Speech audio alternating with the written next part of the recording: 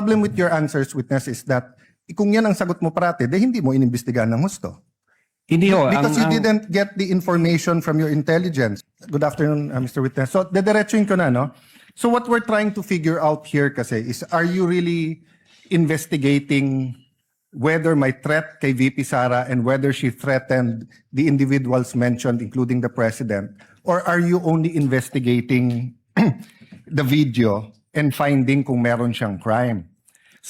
Mga ka-Duterte, post lang natin saglit mga idol, no? Magandang araw sa lahat mga idol, mga ka-Duterte sulid. Naku mga idol, napakabigat ng testigo ng prosecutor ngayon. Ito ay connected pa rin itong taga-NBI. Pero ngayon, ito ay NBI Regional Director na si Jeremy Lutok mga idol. Kasi patungkol ito sa sinabi ni Inday. Kung narinig nyo ang sinabi ni Cayetano kanina, na kung seryoso ba kayo sa pag-imbestiga nitong whether si Inday ay may threat, di ba? Or si Inday ang nagtitreat kay PBBM at kay Lisa at saka kay Martin. Kasi kung babalikan natin itong video na sinabi ni Inday Sara mga ka-Duterte, ang sabi niya, kung mamatay ako, alam na, anuhin mo rin tong tatlo. Parang ganoon. Kaya nga, seryoso ba ang taga-NBI sa investigasyon? Kung seryoso sila, nakipag-coordinate ba kayo sa ganito? Ganito, ganyan, ganyan? Oh, ito yung video ngayon mga idol. Ito yung video ngayon na grabe mag-question ngayon si Alan. Kung seryoso ba talaga kayong mga taga-NBI na sa pag-iimbestiga? 'Di ba? Kasi bakit nasabi ni Inday Sara yun, di ba? Malamang meron threat sa kanya. Oo. Nga ito, panoorin natin mga ka-Duterte solid ha. Pakinggan natin mabuti kung ano ang sagot ng taga-NBI. Tara. I asked Agent John Mark Calilum, hindi daw niya kinausap ang sabi ko PSG, pero PSC na sila ngayon, di ba? Presidential Security Command. So Opo. did you speak to the Presidential Security Command about the threat on the President? Your Honor, in terms of correspondence between the Presidential Security Command at yung NBI, ang makakasagot po niyan yung director. Kasi hindi ko alam kung may usapan po sila. Meron po kasi kaming tinatawag na need to know basis. Ang focus lang po namin Yes. The problem with your answers, witness, is that kung yan ang sagot mo parate, hindi mo inimbestigahan ng husto. hindi ho. Because you didn't get the information from your intelligence. You did not get your information from the task force. You did not get your information from the Presidential Security Group. Did you talk to the CIDG?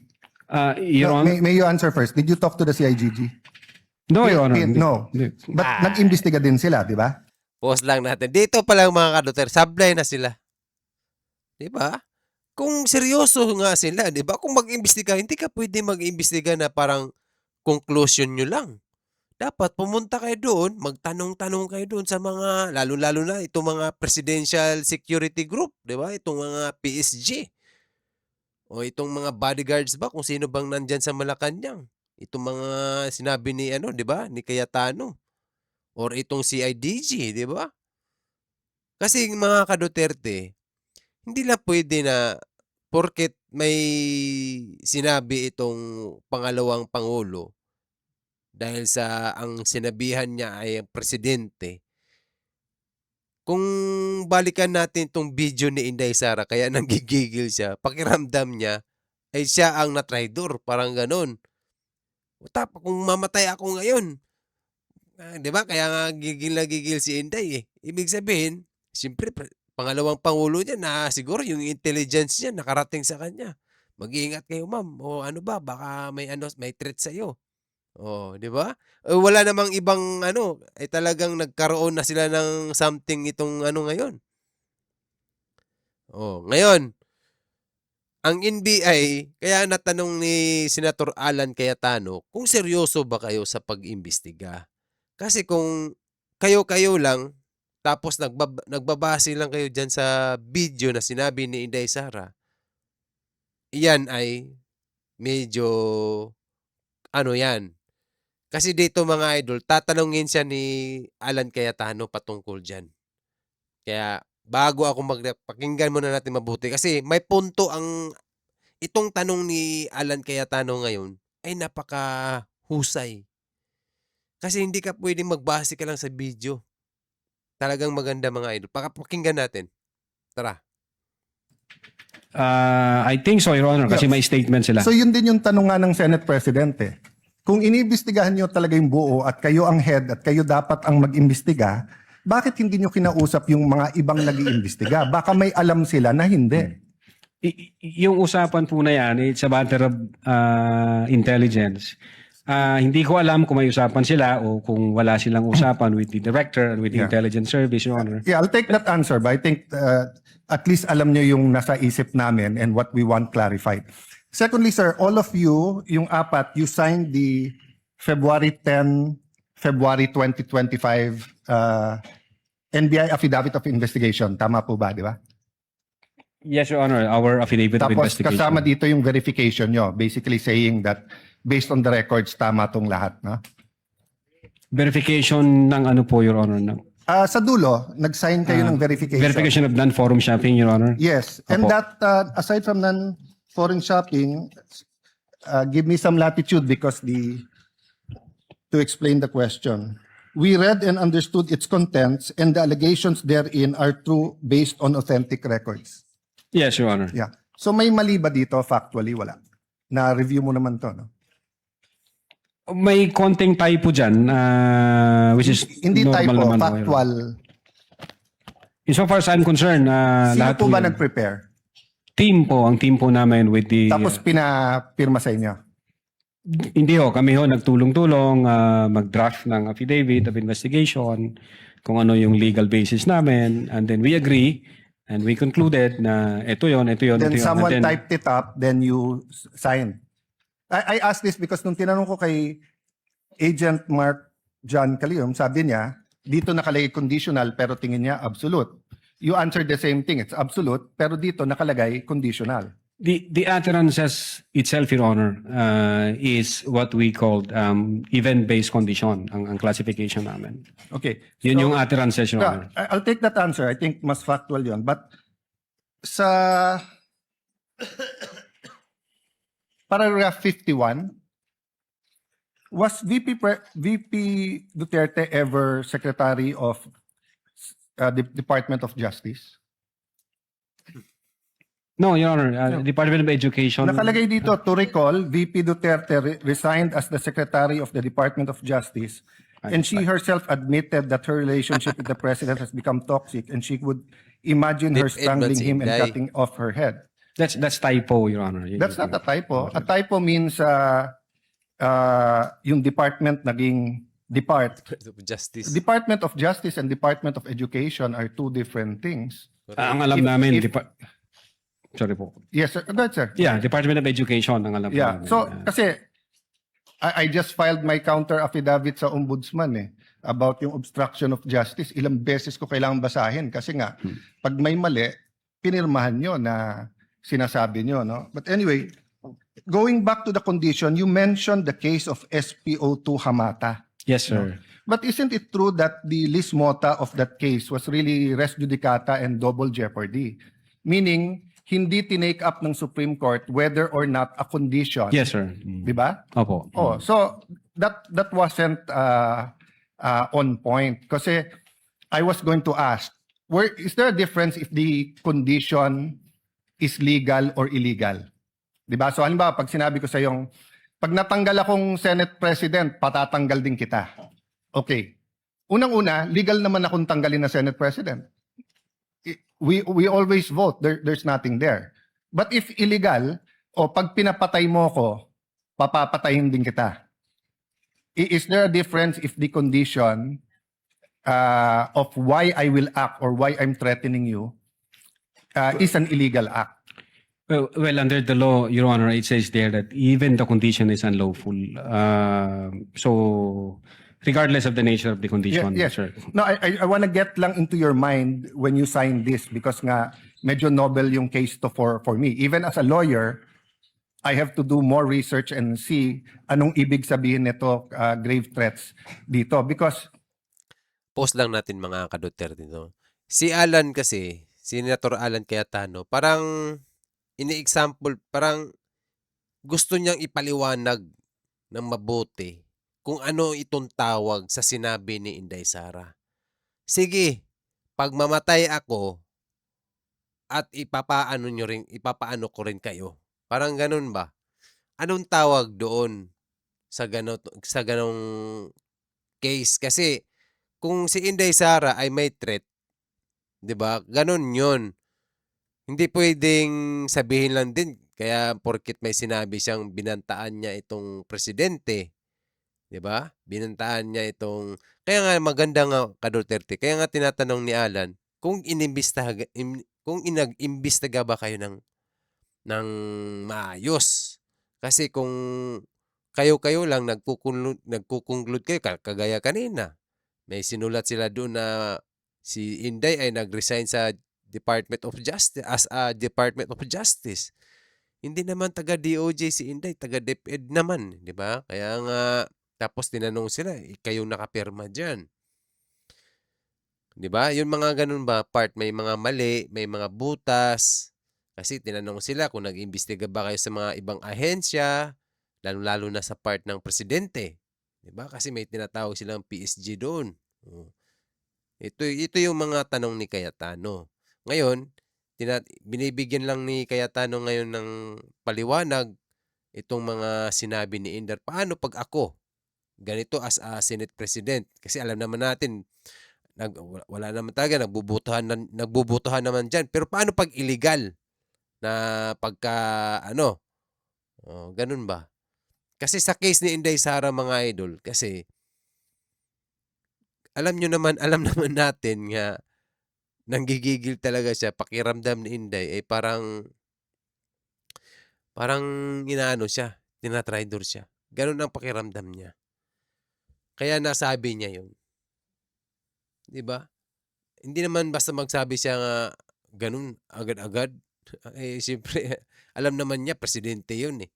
Siguro natunugan ng mga intelligence ni Inday, hindi natin alam, 'di ba? Bakit nasabi niya yun. Kasi isipin mo may banta pala sa buhay niya. Paano pag madamay pamilya niya? Oh, kaya siya parang naglabas na rin siya ng saloobin. Kasi kung nag-imbestiga lang talaga ng mabuti ang NBI, hindi lang sila dapat nakatutok kung ano lang ang sinabi ni Inday Sara. Dapat hanapin din nila yung bakit ano bang problema? Ba't mo sinabi yun? Mga ganun ba?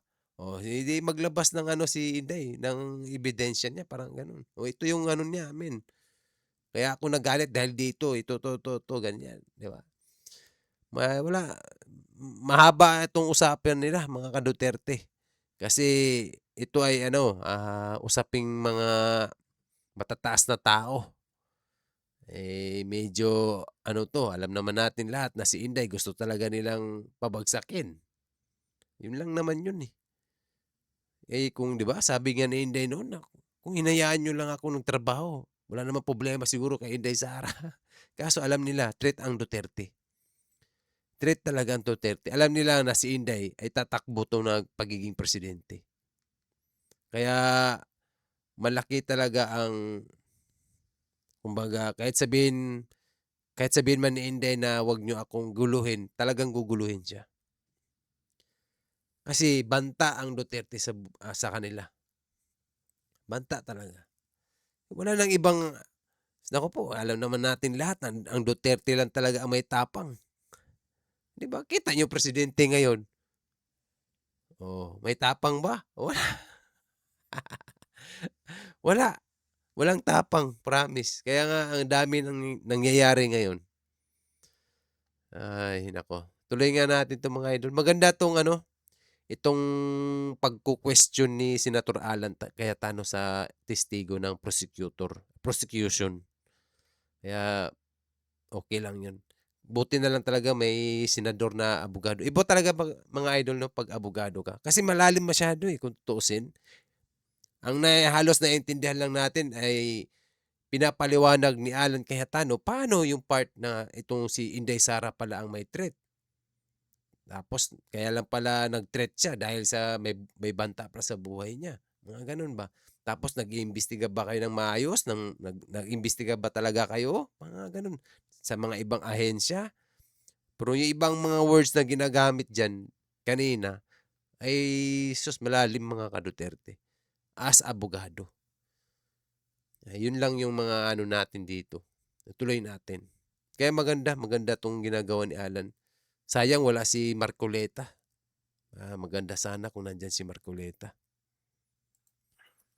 You keep mentioning, we keep mentioning here that this is the second highest official in the land, and therefore pag trinete niya ang Pangulo. But who was the Vice President claiming na pwedeng magpapatay sa kanya? Again, Your Honor, yun po yung reason ba't nag-issue Yun mga idol Yan, yung part na yon.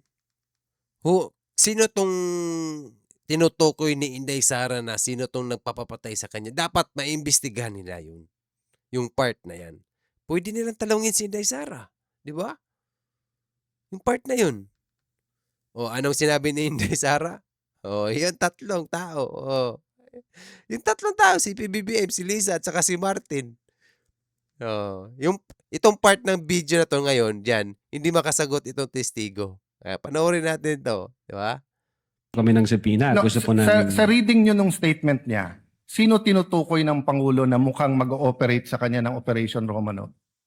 Sinong pinagbibintangan niya? Well, una, kung ang pag-uusapan Romanov, Your Honor, ang alam namin na unang nagbigkas ng Romanov ay si Mayor Baste yata noong January 2024. Other yes. than... That's irrelevant. Ang question ko, in the mind of the Vice President, sinong pinagbibintangan niya na pwedeng magpapatay sa kanya? You said you investigated So mahaba na testimony niyo ni Agent John Mark. So of course, kasama sa investigation niyo, sino sa mind ni Vice President magpapapatay sa kanya? Well, again, Oh, see? Di talaga siya makasagot. Wala nang iba. Di ba? Sino bang binangkit ni Inday Sara doon? Yung tatlong tao lang naman yun. Di ba? Si BBM, si Lisa at saka si Martin. Yun, napaka... kung nag-imbestiga sila, nakita naman talaga nila yung video, sinabi ni Inday Sara. Yun yung tinutukoy ngayon ni Cayetano, hindi mabigkas itong NBI. Klarong-klaro. Sino itong mind? Nasa isip ni Inday Sara na tinutukoy na nagpapaano sa kanya. Banta sa kanya. Kaya nag-threat din si Inday. Pag mawala ako dito sa mundo, guluhin mo rin tong tatlo, parang gano'n. Testigo hindi niya mabanggit-banggit. Your Honor, since wala kaming makuhang valid information, Hindi ba klaro sa video na ang pinagbibintangan niya is the First Lady, the President, and the Speaker of the House? So sabi niya, pag pinatay ako, patayin mo silang tatlo. So ang pinagbibintangan niya na magpapapatay sa kanya, yung tatlo. Correct. I cannot answer to that, Your Honor. Senator Judge Allen, kindly wind up. But you have to be able to answer that because you're the one who investigated. Correct. And that is crucial. Why? Because part of your self-defense, so for example, if I know na sa senator judge, pag hindi ako bumoto one way or the other, papapatayin ako ng whatever, chief PNP or papapatay ako ng whoever. So pag sinabi kong, pag ako pinatay, si ganito nagpapatay sa akin. And then, ang difference, I don't usually give a threat na patayin mo rin. So could it be that actually that was the defense of the Vice President para hindi siya patayin? I don't know diba? Mga ka-Duterte, malinaw na malinaw ang sinabi ni Alan. Kaya nasabi niya yun. Di kaya posible? Kaya nasabi niya yun? Dahil may banta sa buhay niya? Di ba? Anong tawag dun? Parang self-defense, kumbaga. Di ba? Yung ito, hindi masagot-sagot niya. Alam naman natin lahat yan na ang tinutukoy ni Inday, di ba? Binanggit na nga yung patatlong pangalan. Kung ikaw nag-imbestiga, bakit di niya mabanggit? Kung sino tong tinutukoy ni Inday Sara na nagpapaano sa kanya, sa buhay niya, nagbanta sa buhay niya. Yun, sinabi na nga ni Alan Cayetano. Kaya ito mga ka-Duterte, no, ang ano lang kasi doon, isang public servant kasi si Inday. Parang ano lang ba, parang tawag nito, parang sa part niya, as in, medyo nakakaano lang kasi sa pagiging vice president niya tapos ganun siya magsalita. Pero kung titingnan mo talaga ang punot dulo, bakit siya ganun? Bakit nagsalita si Inday Sara? May threat sa buhay niya. Hindi natin alam, baka pati pamilya niya. O, kaya gigil na gigil si Inday Sara. Dapat sila, kasi sila naman itong nag-iimbestiga, tingnan din nila yung part na yun. Hindi lang yung titingnan nila, yung part na sinabi ni Inday na anuhin nyo rin tong tatlo pag mawala na ako dito sa mundo. Ganon. Yun ang pagkaano ni Alan kanina, oh. Klarong-klaro. The state of the mind of the Vice President. But you've testified all throughout this afternoon that you went into her state of mind. Based on the series of events, Your Honor. Yes, and based on her statement, and the series of events is nag-away sila ng administrasyon, and the series of events is that sinasabi niya, pag ako'y pinatay, eto tatlo ang papatayin nyo. Okay, last question. Kay Attorney Lopez, tinanong din to ng Senate President, ni Senator Tulfo. At di ko na itatanong pero napahapyawan ni Senator Erwin din to yung tungkol kay yung sinabi ni si Attorney Lopez, sabi mo, even before kasi nangyari yon, nakausap na ni Vice President yung papatay. That's the literal meaning of the statement. Yes, that's the literal meaning, but did you believe her?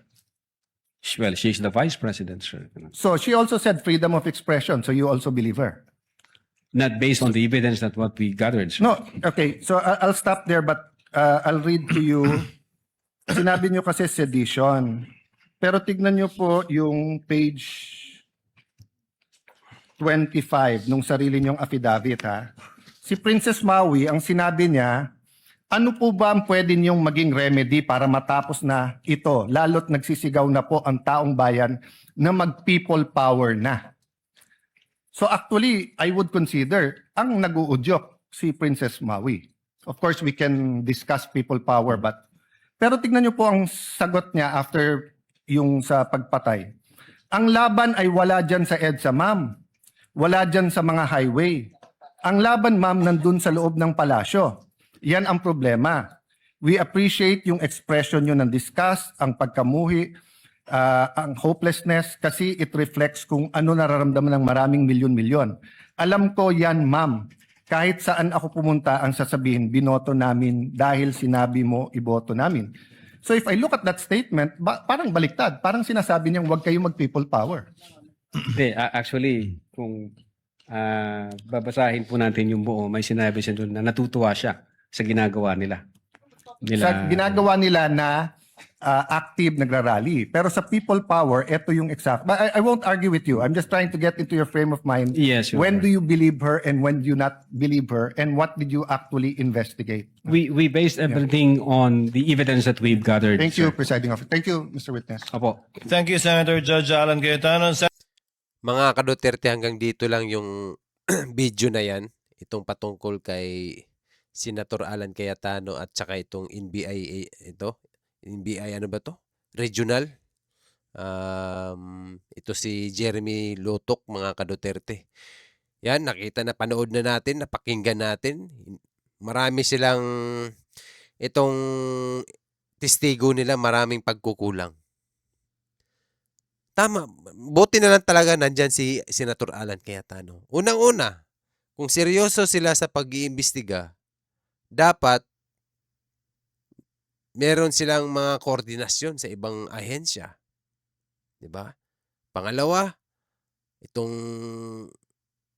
pagsasabi ni Inday Sara na kung mawala ako, mamatay man daw siya, sa part na yon, dapat imbestigahan din nila yon. Ibig sabihin, merong threat kay Inday Sara. 'Di ba? Bago siya nagsabi na itong tatlo, anuhin mo rin to pag mawala na ako dito sa mundo. Ibig sabihin, tinutukoy niya itong tatlong tao, di ba? Malamang yun yung doon siya yun yung parang nag-aano sa kanya, kumbaga sila itong nag-aano sa akin. 'Pag mawala ako, ano yun, bawian mo maga, 'di ba, gano'n lang yun. Hindi kaso nga lang hindi mabigkas-bigkas ng testigo kasi alam niya mismo na, 'di ba, dinirekta na nga ni Senator Alan Cayetano. 'Di mo ba napanood sa video kung nag-imbestiga ka mabuti? 'Di ba ang sinabi ni Inday, ito si PBBM, si Lisa at saka si Martin. Hmm. Dito sa ano na 'to mga idol 'no, itong case na 'to ngayon, ewan ko mga idol sa totoo lang, parang ang pakiramdam ko wala, useless lang yung pinaggagawa nila, eh. Alam 'tong impeachment 'to, gagastos-gastos kaya sila sa totoo lang. Alam natin lahat na ang Duterte at saka si Inday Sara ay lumalaban para sa ating lahat. Pero bakit, 'di ba? Bakit kaya? Bakit? Si Bongbong hindi naman sa totoo lang hindi talaga mananalo 'yan na pagka-presidente. Kahit vice president hirap na hirap siya dun, presidente pa kaya, 'di ba? Oh, nakita na natin 'tong mga unang testigo, pangalawang testigo, itong mga dito pa lang sa impeachment ngayon na ganito, parang nawawalan na ako ng ano, eh, interes. Kaya parang ano, eh, wala talaga mga idol sa totoo lang. Wala silang makitang maipukol na talagang gusto lang nila mapag-usapan si Inday na parang gusto nila parang ganitong klaseng tao itong presidente, itong 'di ba, ay itong vice president, 'di ba? Kung napanood niyo itong forum ng mga dilawan talagang gano'n yung gusto nilang iparating, na ang Pilipinas na raw ay iba na yung kultura, kasinungalingan at itong patayan. Sa panahon pa daw ng Duterte daw 'yun. Grabe mga idol. Ngayon pa lang nakikita ko na itong impeachment na Inday Sara. Wala na, walang mangyayari. Nagsasayang lang tayo ng pera diyan sa kanila. Obvious na obvious, 'di ba? Ay nako, mahirap ano, kasi kahit nga yung testigo niya, 'di nga niya mabigkas itong pangalang tatlong tao, eh, 'di ba? Kaya ako dito, points 'to sa mga taga-defense. Points sa defense 'yan. Wala nang mangyayari diyan, itong impeachment nila. Kumbaga ano na lang ito sa kanila, minus-minus na lang itong mga supporter. 'Di baling hindi ma-impeach si Inday Sara, baka mabawasan lang yung mga supporter niya. Mas lalo namang tumitibay ang tiwala ng taong bayan sa kanya, kay Inday Sara, 'di ba? Alam nating lahat 'yan, grabe ngang nangyayari. Itong ano, administrasyon ngayon kasi ang daming problema mga ka-Duterte. Dami talaga, sinubukan ng sinubukan. Mas matindi pa 'to ngayon sa pandemic, itong nangyayari ngayon. Kumbaga, yung pandemic talagang mahirap din yun pero mas nakakatakot ngayon kumbaga, 'di ba? Daming corruption, daming mga trahedya, mas malala na yung mga nakikita mong, 'di ba, mga babae, mga bata, pinapasok sa loob ng bahay, mga gano'n. Mas malala. Sa panahon ni Tatay Digong, takot na takot silang gumawa ng kasalanan. Pero bakit ang Duterte pa rin ang gusto nilang pabagsakin? Yun lang yun. Eh, sabagay, buti na lang talaga, pasalamat talaga tayo na hinusgahan tayo ng langit at nailantad itong mga nangyayaring mga flood control issue. Di ba? Malaking bagay yun. Langit na talagang humusga, bumaha. Di ba? Ngayon nakita natin yung mga ghost project na hindi pala nagawa. Oh. Kasi lahat ngayon may cellphone na, pwede ka na mag-video. Makikita na kaagad, kakalat na yan, magba-viral pa yan. O, sino dito yung congressman? O, ganun lang yun. Tapos ngayon, lumabas itong mga malita-malita. Tapos isisi nila sa Duterte. Ay nako po, wag naman. Kahit siraan nila ang Duterte, wala nang naniniwala. Wala na, puro pangako. Wala talagang ako, pag may nagsalita itong taga, wala, hindi na ako, sa bigas pa nga lang, hindi nakakapaniwala eh. Oh, di ba? Kaya mabuti lang yan si Inday, tumuwalag sa kanila. Tama lang yun, trabaho lang si Inday ng trabaho lang. Hayaan mo si Inday Sara, basta trabaho. Kaya, bilib ako sa Duterte. Kung gusto nating Davao City, ang Pilipinas, ang Duterte. Diba? Hindi natin alam itong mga malay mo pagdating ng panahon, ang Duterte mamuno, si Inday, baka maraming magbago at ikatuwa natin. Kasi nakita natin paano sila mamuno sa Davao City. Kaya ito lang yung balita mga ka-Duterte. Akala ko yung confidential, ang confidential fund kasi na sinasabi nila, hindi na tumatalab. Kasi na-audit na ng COA yan eh. Paulit-ulit na lang tayo. Naghahanap na lang sila ng ibang mapag-usapan kay Inday Sara. Wala silang maipukol talaga. Tatay Digong lalo na. Maipukol lang nila, war on drugs. Yun lang. Eh hindi, war on drugs? Di ba? Bakit? Ang Duterte bang nakinabang? Hindi, tayo. Taong bayan ang nakinabang. Ang swerte nga natin. Kung tutusin, napakaswerte talaga ng Pilipino na may dumating na Duterte. Yan ang totoo. Ay, nako, mga idol. Abangan natin itong mga susunod na balita kasi ewan ko hanggang saan ito matatapos itong usapin nila patungkol dyan sa sinabi ni Inday. Wala na silang ibang mapag-usapan. Kaya mga idol, ingat tayo mga ka-Duterte kasi vote support lang kay Inday Sara. Inday Sara talaga pag-asa natin. Wala nang iba. Maganda pag si Inday, kung papipiliin ako, Baste, Pulong, Inday Sara talaga. Kaya ingat si Inday kung may threat sa kanya, may ano sa buhay niya. Kaya kita niyo mga bodyguard ni Inday. Ingat na ingat. Meron talaga kasi lalo na ngayon, malapit ng 2028. Naku po. Kaya ingat si Inday Sara. Kaya mga ka-Duterte, bantayan natin si Inday. At mag-ingat din tayo. Lalo na sa mga rally-rally dyan. Mag-ingat. Kaya I hope mga ka-Duterte may matutunan tayo dito sa ating mga mainit itong labanan ng politiko, mga idol. Kasi presidential election to eh. Wala silang katapat kay Inday Sara. Kahit dilawan ba yan, kahit magsanib puwersa pa sila dyan, wala silang katapat. Duterte talaga ang ano ng bayan. Kaya abangan natin to mga idol. Kaya I hope bukas, ano pa ba? Ano bang mga kaganapan bukas? Antayin na lang natin sa balita. Kaya okay, thank you sa lahat mga ka-Duterte sulid. Magandang araw sa inyong lahat. Luzon, Visayas, labi na sa atong mga kababayan dyan sa Mindanao, sa Davao City. Maayong adlaw sa inyong tanan. Kaya thank you sa mga nag-follow at nag-subscribe. Kaya update lang tayo sa mga balita mga idol. Thank you. Maraming salamat. Okay? Abangan natin. Sulid, Duterte!